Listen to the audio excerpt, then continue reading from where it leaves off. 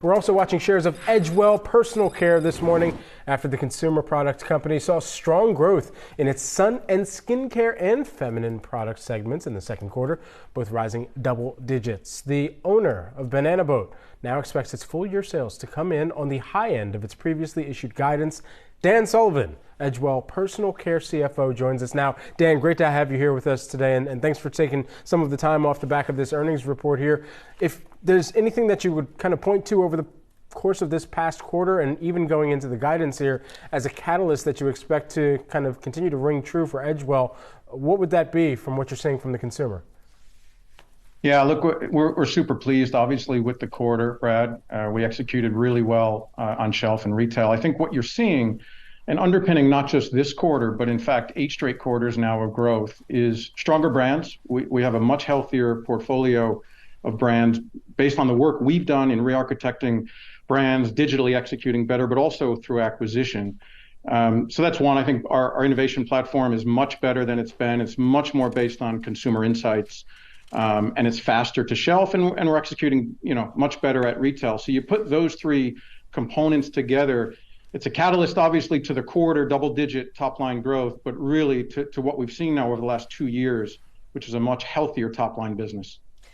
Dan, maybe it's a little bit of a left field question for you. I want to ask about the feminine care segment, because to see a 35% increase in something that is a staple was surprising to me. And I know that one of the things you talked about in the statement was product availability, that there were some shortages a year earlier. But what else is driving that segment for you guys? Yeah, it's a great question, Julie. I think, first of all, we did cycle a down quarter a year ago, as did everyone in the category. There was a real supply-demand imbalance of a year ago. But if you put that to the side, I think what you're seeing here from our business is really good brand architecture and investment.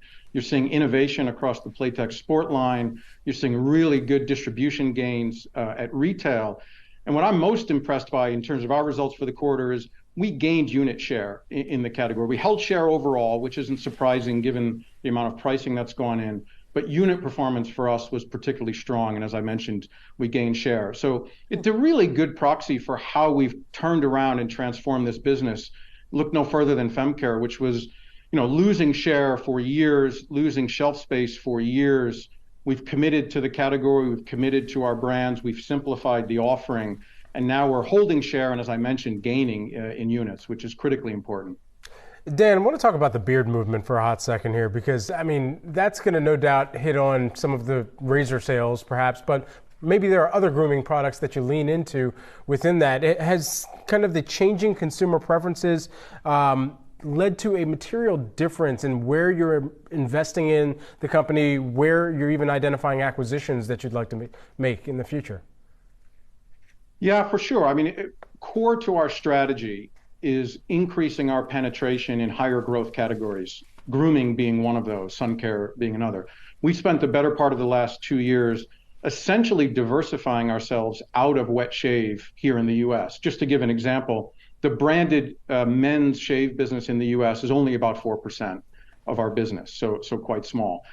Through acquisition, namely the Cremo brand and most recently the Billy brand, we have acquired brands that can move outside of shave and into adjacent categories and take advantage of real interesting consumer trends around grooming and full body care. So I think the short answer is yes, we are becoming less and less of a shave-reliant business, particularly here in the U.S.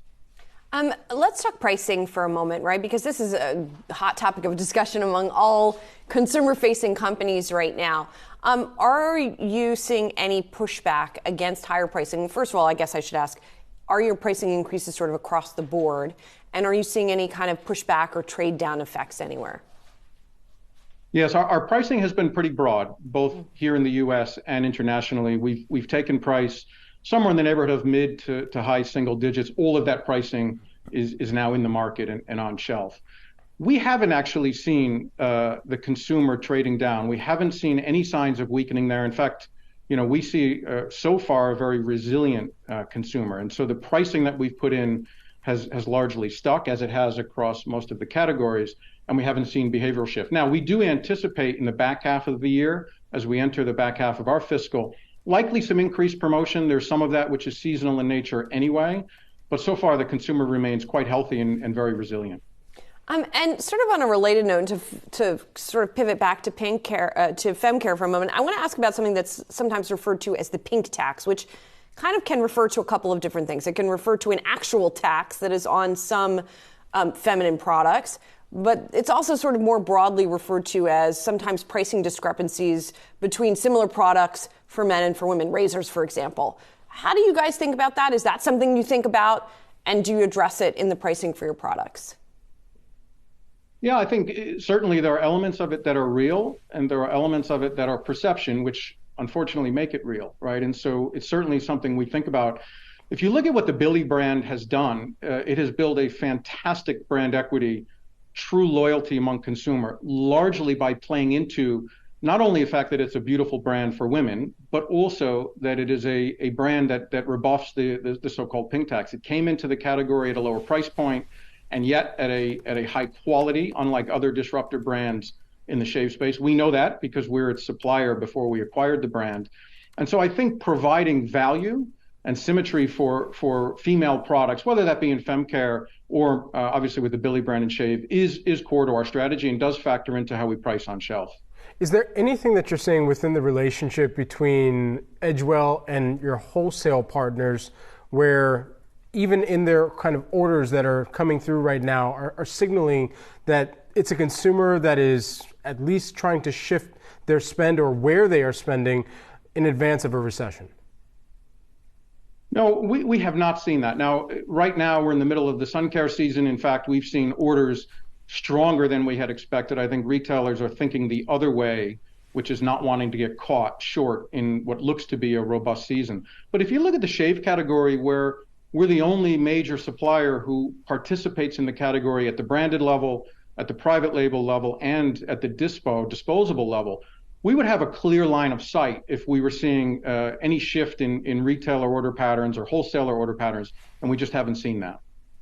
Dan, thanks so much for catching up with us on your earnings day. Really appreciate it. Dan Sullivan, Edgewell Personal Care CFO.